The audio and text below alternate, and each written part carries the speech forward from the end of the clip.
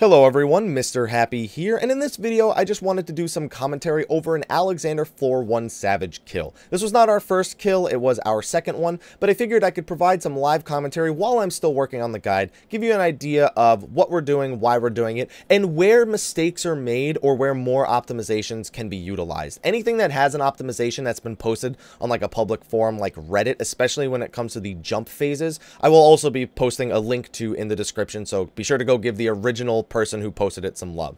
So we pull here at what, 3851. Let's keep that in mind. The encounter began at 3851, and the entire first phase is almost 100% identical to normal mode. Boss has a cleave, boss has gunnery pod, boss has hydrothermal missile, which will target one person with a prey marker. You can see them off on the left, the off tank has it, and hit them repeatedly. The big difference is everything hits a lot harder. That line AoE, that photon beam, that will do like 21,000 damage, so you don't want to get hit by that. It's a pretty good idea not to be hit by that, because you will, it's like a 99.9% chance you'll die.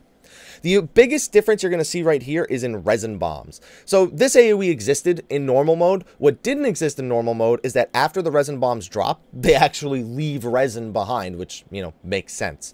Any player, boss, or enemy, the alarms, the little ads that are about to spawn, you'll see what happens when they stand them. They have their movement speed slowed significantly. You can see me, I'm just trying to, come on. It's like I'm trying to pull it harder by moving farther away. It's like that's not how the game physics work, Happy. Come on.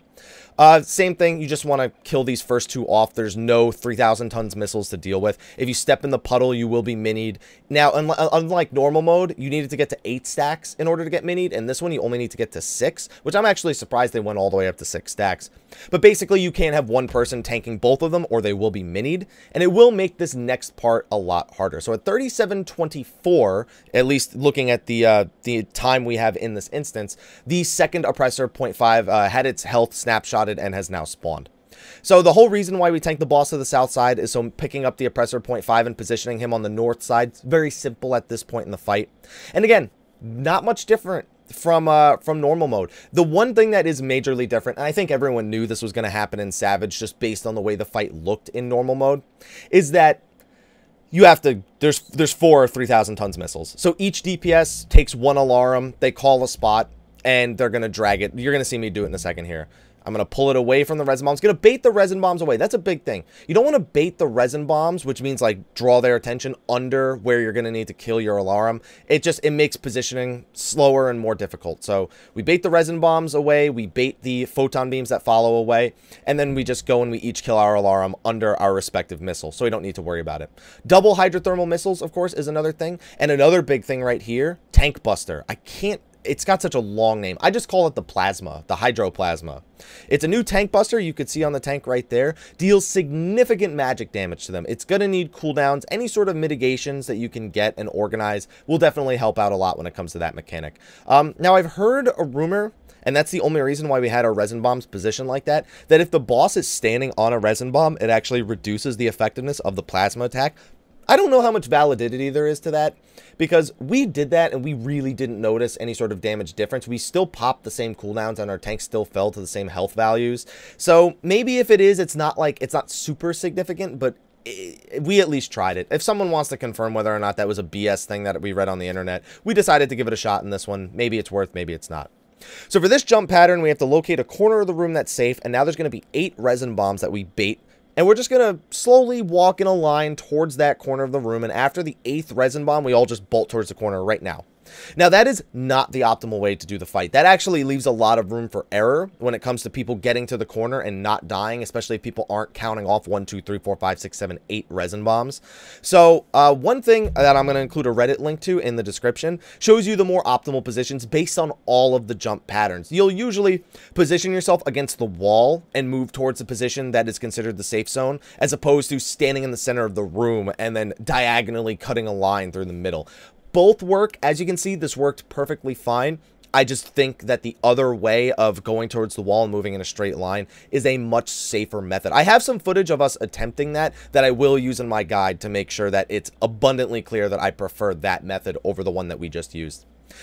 And other than that, now that I'm breathing for the first time in the whole video, I missed an armor crush there. It had so little time left on Huton. It had so little time. It's all right. I just Huton on the next one. We're so far ahead of the DPS check at this point that it ultimately didn't even matter. Yeah, don't try and cut your armor crushes super close like that with 1 second left, because half the time it will fail you. And it's just the same phase over and over again while you try to race the enrage. I can't remember if the enrage is 8 minutes and 43 seconds or if it's 9 minutes and 43 seconds. I think it's 8 minutes 43 seconds. You have basically 3 jumps, which, you know, you just saw a jump phase right before with the 8 resin bombs dropping. You have 8 phases, or not 8, you have 3 jumps like that, and then about halfway through before the 4th jump, that's when the bosses should enrage and begin casting self-destruct. Of course, if you also kill one before the other one will begin casting self-destruct. It's pretty much all like normal. The only thing that's really, really different about Savage is how strict the mechanics are. Like, even this jump pattern is the same. The only difference is that, you know, we have to deal with these 8 resin bombs. Again, being against the wall, the opposite wall, and then dropping the resin bombs there, much safer than what we're doing here. Because you're going to see, we cut a line through the middle of the room because, you know, we move up a little bit too much. This could have made it very risky for our tanks to properly position. Our tanks actually did switch there. I just saw the tank that was on this side go and run to the other side. He was like, I don't care. I can get through this resin before it actually slows me, I believe. And we're going to kill it before the 3rd jump. So any final little things. I lost Huton. Now, here's another thing as a ninja. Huton during the flight phase, I don't know why I didn't there. And then I proceeded to Raiton thinking, okay, I didn't have any Huton problems. Ugh. This is why you don't raid at like 4 in the morning. This is exactly why you don't raid at 4 in the morning, because all it is shit. that's all it is over and over and over again. And we're just going to do the same thing again. Now, I don't really know if there's anything else I need to offer too much advice on. One thing, okay, you're going to almost see me screw this up here. Don't move at the last second before you think that thing is dead. I have seen and accidentally pulled an enemy just out of range of the missile landing spot by doing that so many times. Don't let it happen. Okay, one thing you can actually do. So we got LB3. There's 2 ways to use LB3 in this fight, outside of, you know, using the healer LB to save your ass. One is to see what we're gonna do here. I'm gonna throw my dots up on the target, and then I'm going to LB3 it, just to even out the health of the 2 oppressors. The other option is actually to save your LB3 for right at the end of a jump phase, and begin channeling it right after you dodge the 8th resin bomb. If you're channeling it in where they're landing, it should hit them both just as they're about to spawn, which effectively makes the caster LB3 more effective than the single target LB3. But regardless, whichever one you use, you can kill the bosses. As you can see, we killed them just before the 3rd jump right here. And good, bam, done. If you have any questions, be sure to ask them in the comment section. I will be making an actual full-blown guide, but because I just finished A3 Savage just before the week 3 lockout, so we did it without weapons. I was so happy to do it without weapons. I'm a bit behind on a lot of videos. I'm sure you guys have noticed that, and I apologize again ahead of time. But now that A3 is dead and A4 is all that's left on the table, I should have a bit more time to get those guides out, to get my lore videos out.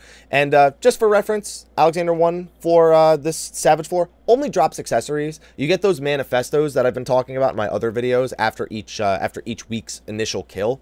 So in 4 weeks, everyone should be able to get an accessory. Once you've killed it 4 times, everyone's guaranteed an accessory. But this can only drop right side accessories. 4-2, I think, drops hands, belt, and feet, whereas A3 drops head and legs, and A4 drops body and weapon. Something along those lines. Anyway, if you have any questions about A1 Savage, feel free to ask them in the comment section of the video below. I'll be paying a little bit closer attention to that so I can help give any sort of recommendations. If there's anything you need me to add to the Google Doc, or to add a Google Doc to the description of the video, I'll do my best to do that. Anyway, thank you for watching. I will see you guys in the A2 Savage video, and until then, take care.